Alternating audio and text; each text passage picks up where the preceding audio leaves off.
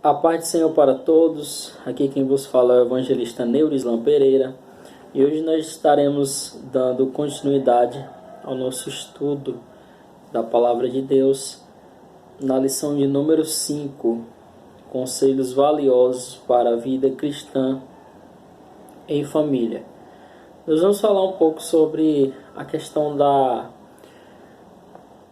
formação familiar, dos desafios que a família enfrenta hoje. Nunca em toda a história a família foi tão bombardeada, foi tão atacada por Satanás. Por todos os lados nós vemos a destruição da família, a desconstrução dos valores familiares. O crescente número de divórcios, separações, o crescente número de pessoas que fazem a opção sexual diferente daquilo que é comum à palavra de Deus, aquilo que é destacado, aquilo que é colocado como um princípio na palavra de Deus. E essa lição vai cair bem para um guia de despertamento, de trazendo a nossa reflexão as responsabilidades tanto do homem quanto da mulher dentro do casamento, para o jovem se preparar para esse desafio, para fazer a escolha correta, procurar vigiar na sua escolha. E nós vamos ver tudo isso nessa lição hoje.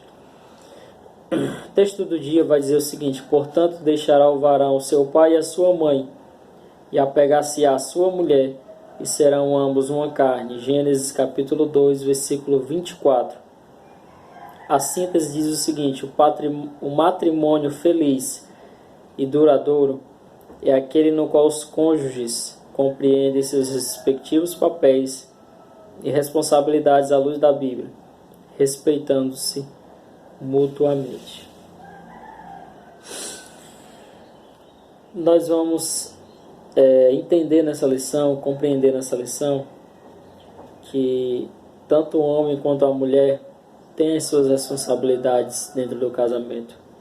E quando essas responsabilidades não são cumpridas, não são levadas a sério, os problemas, as dificuldades de relacionamento são certos de vir. Eu quero usar uma frase do pastor Josué Gonçalves, que é um dos expoentes nessa área de família, de tratamento familiar, de resolução de causas, um pastor que Deus tem usado na nossa nação para trazer uma restauração às famílias. Ele diz o seguinte, que o nosso maior desafio não é casar é até fácil. Você conhece alguém, conhece uma pessoa, se prepare e se case. Nosso maior desafio é se manter casado e feliz. Porque é um desafio diário. E nós vamos caminhar nessa lição entendendo que a família, essa lição são conselhos valiosos para a vida cristã em família. A família é uma constituição de Deus, é um projeto de Deus. A família, ela não nasceu no coração do homem, no coração de Adão. A família, ela nasceu no coração de Deus. Foi Deus quem criou a família. Nós vamos entender também que a família é a célula máter da sociedade. O que é isso? A célula mãe, a célula matriz, a célula principal. É na família que a criança tem seus primeiros contatos social. É o seu primeiro ambiente social a qual ele vive. E tudo que ele escuta, tudo que ele sente, tudo que ele vive, as experiências que essa criança vive, serão fundamentais para o crescimento sadio, para o crescimento que traga uma maturação valiosa na criança. E a palavra de Deus, ela vai trazer algumas responsabilidades. Agora, primeiramente, nós vamos ver o perfil da esposa cristã em Tito, capítulo 2, versículos 4 e 5. Tito, capítulo 2, versículo 4 e 5. Para que ensinem as mulheres novas a serem prudentes, a amarem seus maridos, a amarem seus filhos, a serem moderadas, castas, boas donas de casa, sujeitas a seu marido, a fim de que a palavra de Deus não seja blasfemada. Está aqui na agenda de leitura, a leitura diária que é na quinta-feira. Boas donas de casa, nós vivemos um tempo tão difícil, queridos irmãos e irmãs, que a maioria das mulheres, elas estão inseridas no mercado de trabalho, e isso é bom, mas isso também traz algumas consequências. Por exemplo, antigamente a mulher passava o dia em casa cuidando da casa dos filhos, hoje não, ela passa o dia fora. E ela precisa deixar às vezes seus filhos, se ela estiver com alguém, e a casa ela precisa se desdobrar, porque além de trabalhar fora, ela vai trabalhar quando chegar. E aqui é um ponto de conflito muito grande, porque muitos casais trabalham os dois, e quando chegam em casa, só a mulher vai desempenhar o papel de fazer as tarefas familiares. E isso vai causar um conflito, porque, perceba, nós maridos, nós homens, nós passamos o dia trabalhando, mas elas também passaram. Nós usamos os pratos, os talheres do jantar também. Então, você não vai deixar de ser homem, você não vai diminuir a sua masculinidade se você ajudar a sua esposa. Então isso já diminui aí muitos conflitos que nós temos aí desnecessários. O perfil do esposo cristão, Colossenses capítulo 3, versículo de número 19. Colossenses capítulo 3, versículo de número 19. Vamos conferir. Vós, maridos, amai a vossa mulher e não vos irriteis contra ela. Desafio, né? Não se irritar contra a esposa, mas nós temos que vigiar nessa questão também. Falando um pouco de família, porque essa lição ela não vai... o cerne dessa lição é trazer as responsabilidades dentro da família, e você... provavelmente o jovem, ele ainda está se preparando para esse momento de se casar. Mas eu quero trazer algumas considerações sobre a família. Em primeiro lugar, dê graças a Deus por você ter uma família. Agradeça a Deus porque, por mais que sejam, eu diria assim, por mais que seus pais não sejam aquilo que você quer, aquilo que você esperava, por mais que seus pais muitas vezes sejam, entre aspas, chatos, porque na verdade eles querem apenas o seu bem, dê graças a Deus por você ter a sua família. Muitas pessoas não perderam seu pai, perderam a sua mãe, perderam os dois e não têm família. Então dê graças a Deus pela família que você tem.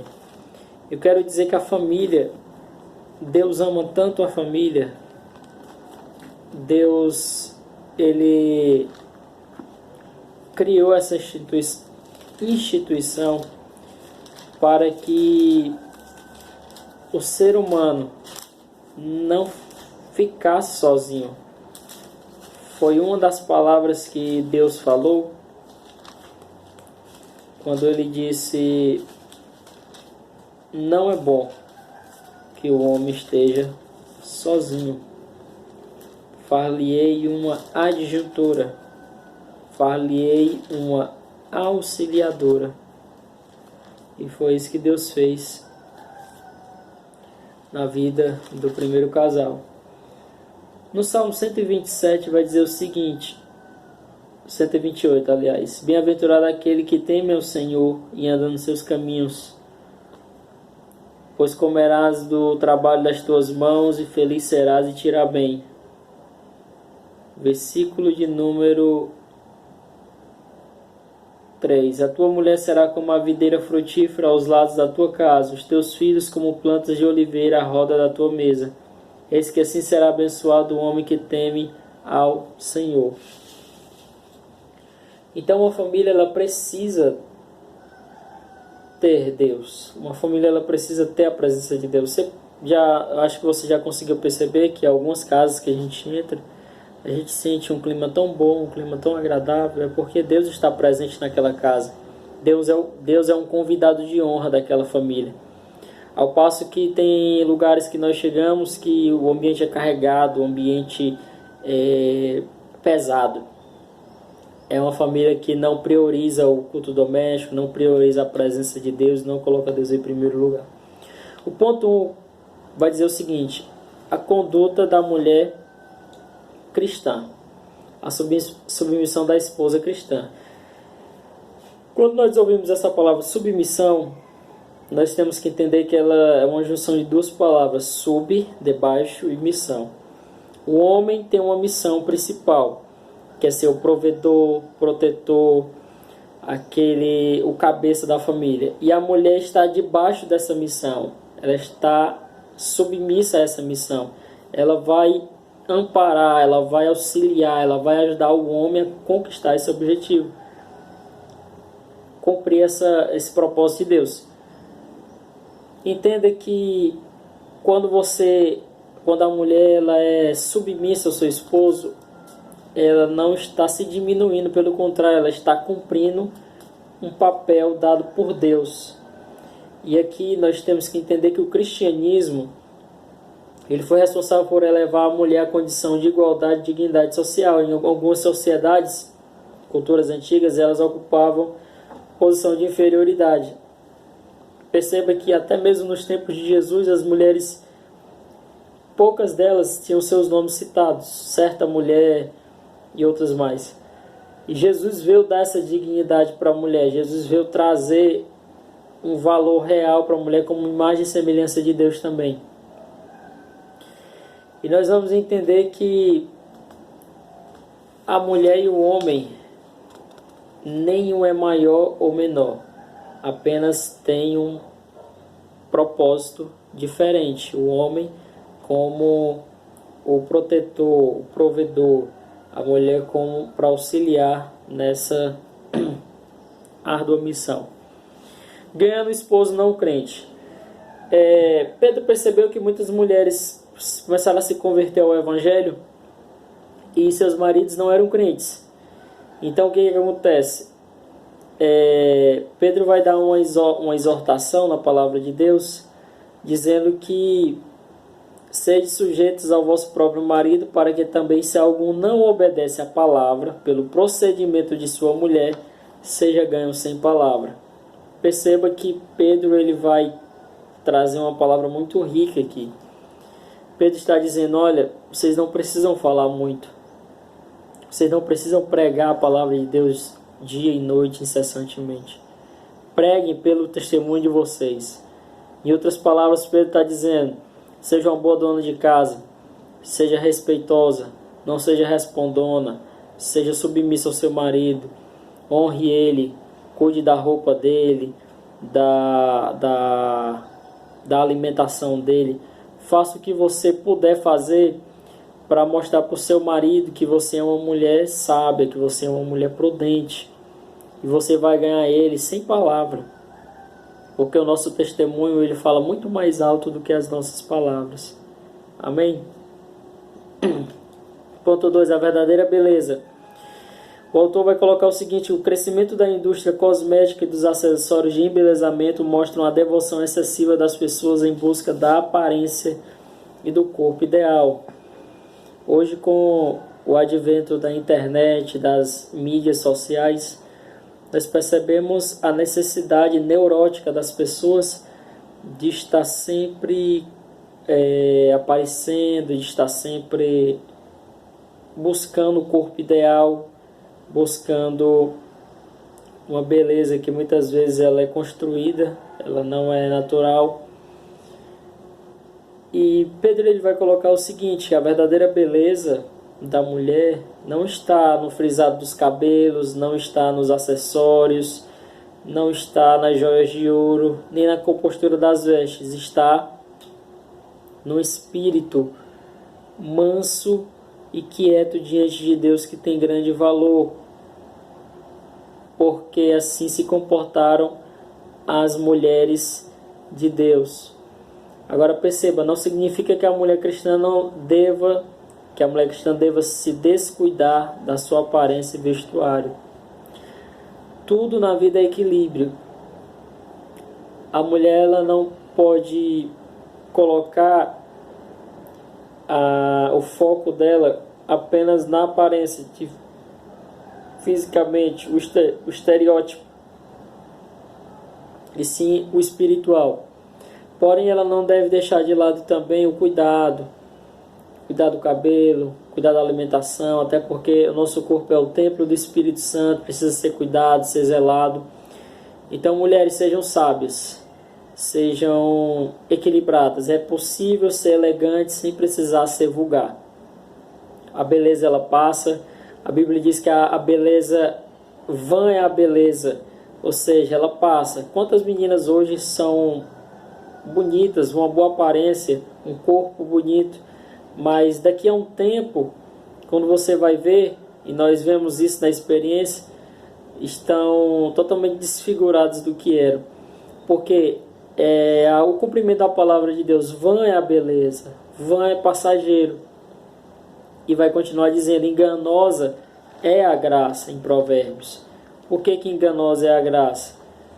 Porque não adianta ser bonita, não adianta ter uma boa aparência e não ter valor, não ter caráter, não ter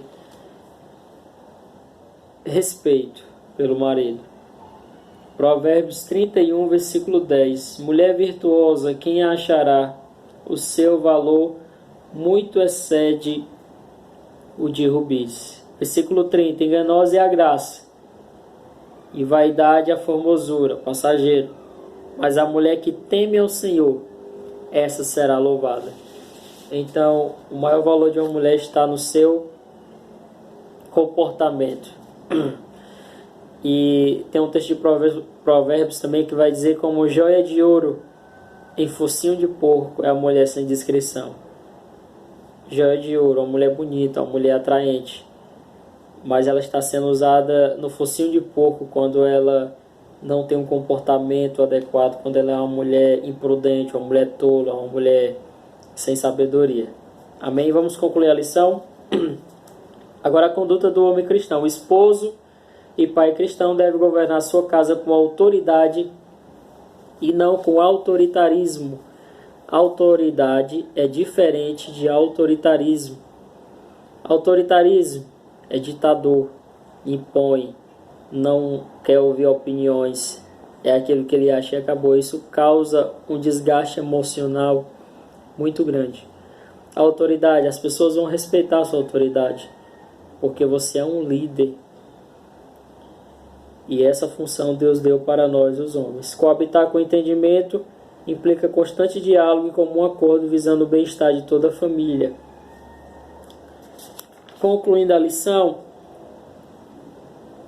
o terceiro aspecto subentendido no texto é que o marido cristão precisa considerar as características femininas.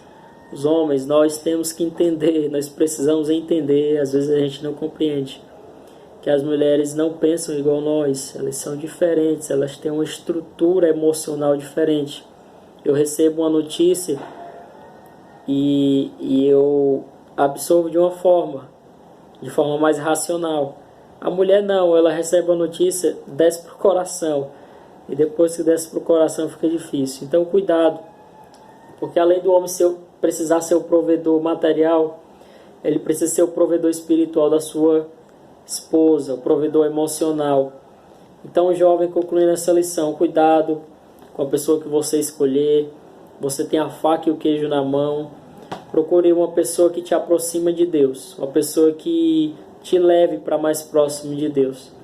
Se essa pessoa a qual você está namorando ou você está pensando em namorar é uma pessoa que te leva para perto de qualquer coisa, menos para perto de Deus, sai disso porque é barca furada, tá bom? Deus abençoe, forte abraço. Deixa um like aí, um joinha, um gostei. Comenta se você quiser. Compartilhe com outras pessoas para que outras pessoas sejam alcançadas pela palavra de Deus. Amém? Forte abraço. Deus abençoe. Que Deus abençoe a sua família, abençoe a sua casa, abençoe o seu ministério. Você que está aí, receba a bênção de Deus. Daqui onde eu estou te abençoando. Deus abençoe a tua família. Eu não sei o que a tua família está passando, mas eu sei que o meu Deus, o nosso Deus, Ele é poderoso para fazer infinitamente mais daquilo que pedimos ou pensamos em Cristo Jesus. Forte abraço, a paz do Senhor.